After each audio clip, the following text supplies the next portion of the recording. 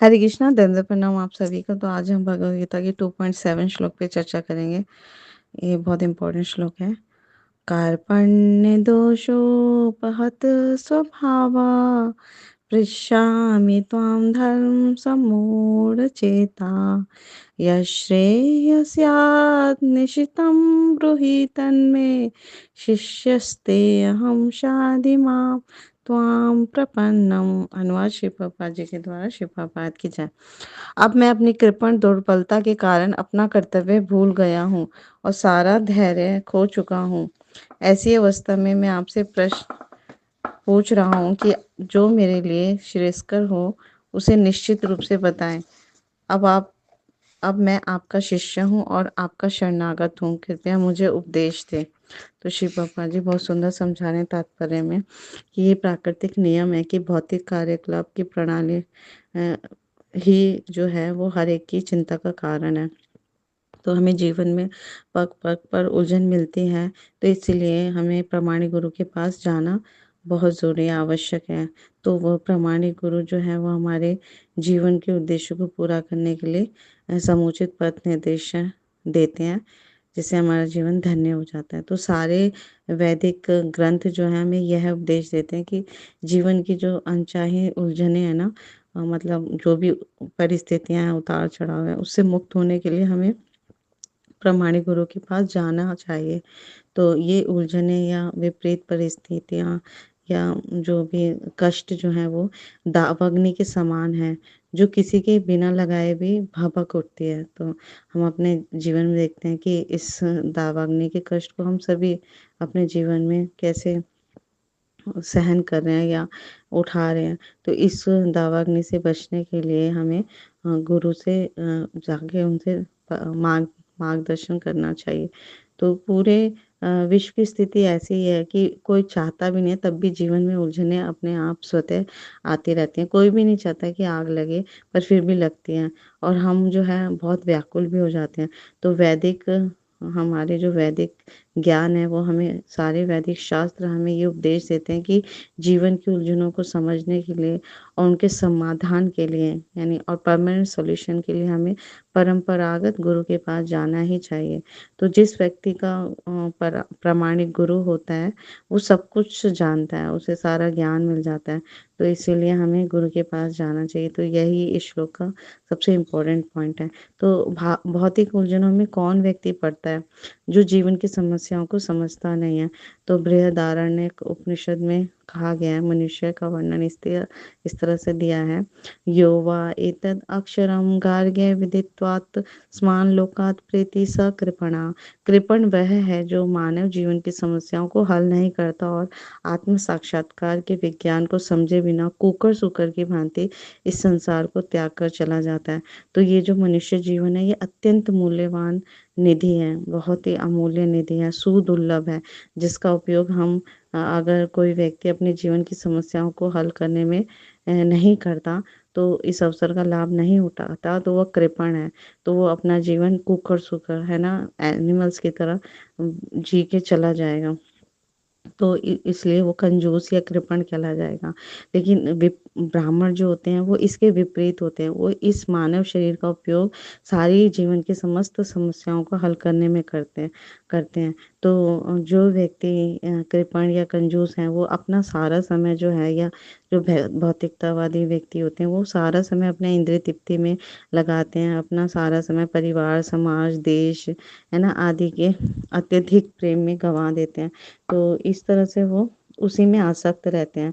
और वो ये सोचते हैं, उनकी मानसिकता ये होती है कि उनका अपना परिवार या बंधुजन उन्हें अपने मृत्यु से बचा सकते हैं, है ना। तो जो पारिवारिक आसक्ति होती है वो निम्न पशुओं में भी पाई जाती है, वो भी बच्चों की देखभाल करते हैं।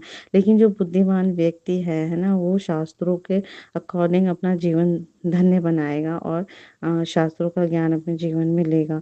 तो बुद्धिमान होने के कारण अर्जुन जो है वो समझ गए कि ये जो पारिवारिक सदस्यों के प्रति उनका अनुराग है या ये उलझन जो है ये ये कृपण दुर्बलता है ना, जिसकी वजह से वो अपना कर्तव्य नहीं निभा पा रहे। तो वो परम गुरु भगवान के शरणागत होना चाहते हैं और वो उनसे अनुरोध करते हैं भगवान श्री कृष्ण से कि कोई इसका निश्चित हल निकाले। तो अब वह भगवान श्री कृष्ण का शिष्यत्व ग्रहण करना करते हैं इस श्लोक में। तो अब वो मित्रतापूर्वक बातें बंद कर देते हैं और गुरु और शिष्य की बातें बहुत गंभीर होती हैं। तो अर्जुन जो है अपने कृष्ण भगवान श्री कृष्ण को मान्य गुरु है ना मानते हैं और शरणागत हो जाते हैं। तो कृष्ण जो है वही भगवत गीता के ज्ञान के आदि गुरु हैं। तो और अर्जुन जो हैं वो भगवत गीता को समझने वाले प्रथम शिष्य हैं। तो इस तरह से भगवान श्री कृष्ण के वो शरणागत हो गए और भगवत गीता को वो समझने का हमें भी इसी प्रकार भगवत गीता को समझने का प्रयास करना चाहिए। तो हमारे आचार्यगण भी बताते हैं कि ये श्लोक बहुत इम्पोर्टेंट है। यहाँ पर अर्जुन जो है वो कृष्ण के प्रति पूर्ण रूप से शरणागति प्रदर्शित कर रहे हैं। तो जब तक हम भी अपने मन जो है गुरु के प्रति गुरु की आज्ञा के प्रति समर्पित नहीं करते तब तक हम भी भ्रमित रहेंगे। तो अर्जुन जो है भगवान को प्रिय मित्र की बजाय प्रिय मतलब गुरु स्वीकार करके उनसे प्रार्थना कर रहे हैं।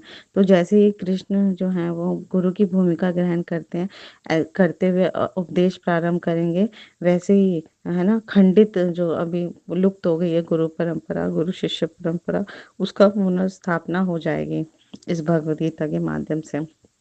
तो यहाँ पर अब कृष्ण को गुरु अपना गुरु मानते हुए अर्जुन शिष्यत्व ग्रहण करना चाहते हैं और उनका शरणागत होना चाहते हैं ताकि भगवान श्री कृष्ण उनके सारे द्वंद्वों को दूर कर सके।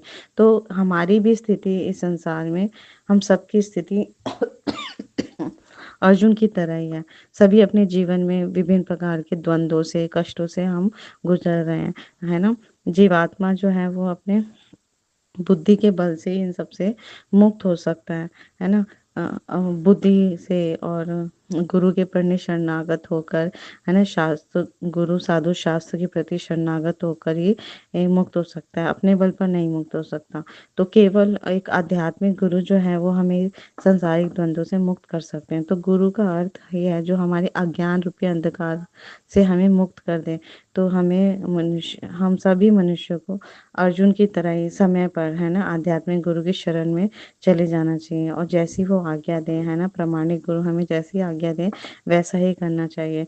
तो प्रेम विवर्त में एक बहुत सुंदर श्लोक आता है जन्मे जन्मे सबे पिता माता पाए कृष्ण गुरु नहीं मिले भज हरि।